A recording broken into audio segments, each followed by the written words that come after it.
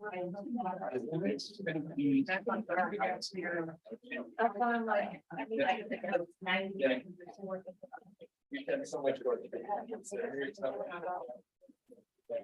are we on? Thank you so much. We are now live, and I want to say welcome to our agenda review. This is for next Wednesday's meeting. That would be September 13th. And today is September the 8th, 2023. And I think we have a regular agenda for the BOCC. And I believe there's a fire agenda. So Mr. Manager, would you walk us through this agenda? Yeah, thank you, Vice Chair. Nicole, can you start us off on county business? Happy to. Good morning. We will bring up National Voter Registration Day, which is September 19th. And then there's a household hazardous waste event happening at Hayesville City Hall on September 23rd. And that's all I have. Moving into the business of the meeting there, we try to keep proclamations at 3 per meeting, but there are 4 next week. All of them are somewhat significant and have time constraints on them. Constitution Week, the United Way of the Plains 100-year anniversary, Hispanic Heritage, and suicide prevention. Is Commissioner Lopez on? I'm here. Okay, very good. Thank you. Then we have under appointments, a resignation in District 5 CAB and 2 grievance board appointments by the commission. On new business, pretty lean new business agenda. KU School of Medicine will be present for item H to discuss our annual review of suicide prevention and the coalition work and data and statistics and what's been happening over the last year. Item I is a resolution to establish a moratorium to further study solar energy regulation. I think you've all been briefed about that. And then board of bids and contracts. That's the end of the new business. Under consent, there's a right-of-way easement. And Lynn's here, but this is the ongoing project at 53rd and 135th. Is this for land acquisition? There's a fiscal note of $64,000 on it, Lynn. Is that true? Correct. It was for improvements that were made. Okay. That's item K. Item L is a conditional use for an accessory apartment in the area of 159th East and 39th South in District 5. And the backup material there is on page 37 of your agenda. If you want to read about that. There is a grant under item N. Is Julie on? Rusty, are you going to talk about item N briefly here? I am on, sir. Julie, you want to talk, brief the commission very quickly on the grant application, the match, and what you're going to do with the money, basically. Yeah, this is the, we use this grant every year to fund the salary for our emergency management planner position. And then we also use it for our public outreach and education program for the community. It's a grant that we use every year. And it's calculated based on our population size and some of our factors at the county. Very good. And that there is a cash match to that, right? Of even Stephen, we're Yes, donating 50-50. 158. We get 150. Yeah, 50-50, and we have we're well beyond that 50-50 match. We never have any issues meeting that match requirement. Very good. It's essentially a reimbursement grant. We spend the money in 1 year and they. Generally, it's a reimbursement grant. We expend the money. That's why it's 50-50. We expend the money and then they in the following year reimburse. They tell us this is what we're going to give you and we demonstrate our spending it.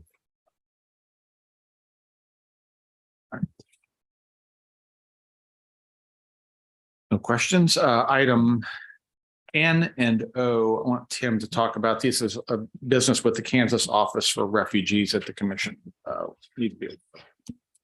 So Commissioner Manager, we have a couple of questions on that one. Okay. On these items? Yes. KDHE has asked the health department to prepare to be an overflow provider for refugee work. And it's basically a health assessment, a screening, and then any immunizations that need to be delivered. Health Corps is the primary provider, but there's a belief that there may be additional work that Health Corps can't handle to get people in quickly. And the goal is to get people as they come into the country through this process quickly. So these 2 agenda items close the loop and allow us to bill for the work that we do. So that's what these two agenda items are. Commissioner Dennis, you have a question? That's it. So we're going to be reimbursed 100% for anything that we incur for this. Correct. Are these illegal aliens? It says refugees, but The people that come through I don't believe so.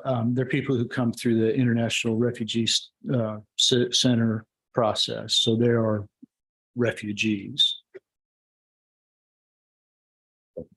They come with a referral. They're not people that just show up at the health department and knock on the door. They come with a referral. Thank you, Commissioner Dennis. And since this is on the agenda, this might spark some discussion. And I'm fine with this on consent, but I guess I would like to be able to prepare myself for reasonable questions. I have already received the questions despite this issue on the agenda today. How many refugees are coming into our community? Where are they? We have a housing shortage. I'd like to know if this is impacting our housing shortage, for example. Because some of the housing has been used, it is acquired by government for maybe a somewhat temporary housing, but it may be a number of years before someone for that house. When you have a placement, it could be potential for a number of years. And so again, there are some housing impacts here, I think. They're also in our schools, and there's taxpayer money that deals with students in our schools. So I guess there's a number of questions, and they're reasonable questions. I'd like to have a better understanding exactly what is this population, where are they from, how many are we talking about, what are these impacts. I'm not sure that should be its own discussion. Again, right now it's on consent. Maybe this isn't the appropriate time to bring these things up, but I don't have it as a commissioner of the county. I don't have an awareness personally, and I can't really answer these questions. So if you could share your list of questions, we'll refer them to IRC and see if we can't get you that information. And would Can I ask a question too? I'm sorry if you guys are finished. Oh, please go ahead, Commissioner Lopez. All we're discussing is giving individuals vaccinations. Is that correct? A health Where they screening live. vaccinations, correct. So we're not trying to house anybody. We're not trying to do any of that. So I'm not really sure why the whole discussion around refugees or immigrants is going to be related to health screenings and vaccinations that are already being done by an organization that probably needs some help because they've been overwhelmed with a lot of it. And I just don't know if it's really relevant to have a conversation that could get really political and really nasty when we're talking about the health department and what the health department does, which is make sure our community is healthy, because if we're not all healthy, we saw with COVID, it can get bad. And so I think it's really important that we keep what this is in scope, and we don't go further than that, because where people live, it's not our business. It's not government's business where someone lives if they're here as a refugee. So I just want to make sure that we're being very careful with how we're having this conversation, because it's important to people.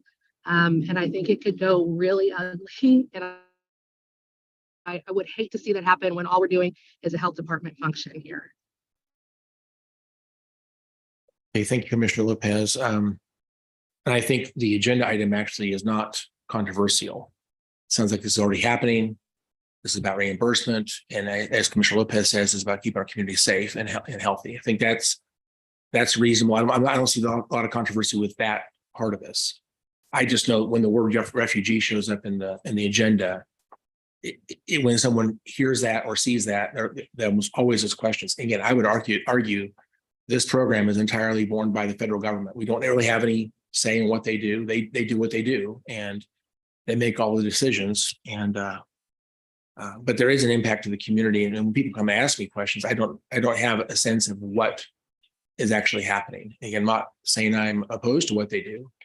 So please don't read in my comments. I'm not suggesting that I'm a negative to people coming into the community. That's not what I'm saying. I'm saying I don't have an awareness of what's going on. And I think it's reasonable to ask that question. And again, maybe this is not the appropriate time on this agenda, but since it's on here, I would not be surprised if more comments and questions might be born because of this. And that's all I'm suggesting. I want to be prepared and understand what's happening. So. Well, and Yini is the IRC executive director. She will be there for Hispanic Heritage Month proclamation. So if we could maybe ask her if she would be willing to stay and have that conversation, she'd probably be the best person to answer any questions or concerns that anybody has regarding refugees, because that's what she does. That's the work she's doing. But I just want to make sure that it's as respectful as it needs to be here. That's my only concern. Thank you. And Commissioner Lopez, to my point, I'm not intending to initiate a discussion during this meeting. I want to be prepared for if when someone asks me outside this meeting, as they already have been. I'm just saying now that it's here, it might spur some additional questions. I would anticipate I might get questions outside the meeting. I want to be prepared to answer those questions. That's all I'm saying. But I don't mind if someone wants to have a discussion and she's there and she wants to participate, that's fine as well. Commissioner Dennis? Thank you. And Commissioner Lopez, I agree that item November does talk about medical assistance, but item Oscar is really open-ended. It looks to me like it just says provide unaccompanied minors, and I don't know what that means. It means it's children under the age of 18. So there's a different, we do exactly the same thing. We screen them and then we take care of immunizations that they need. The payer requires two different agreements, one for adults and one for minors. The agenda item doesn't say medical assistance, it just provides for unaccompanied minors program. So trying to find out what we do. We could certainly change the language to match. And it's the same program, two different populations.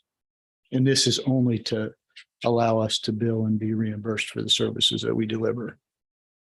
And again, we're overflow in the event that Health Corps isn't able to meet the demand. Very good. Thank you so much. Any other questions on that? Manager, please continue.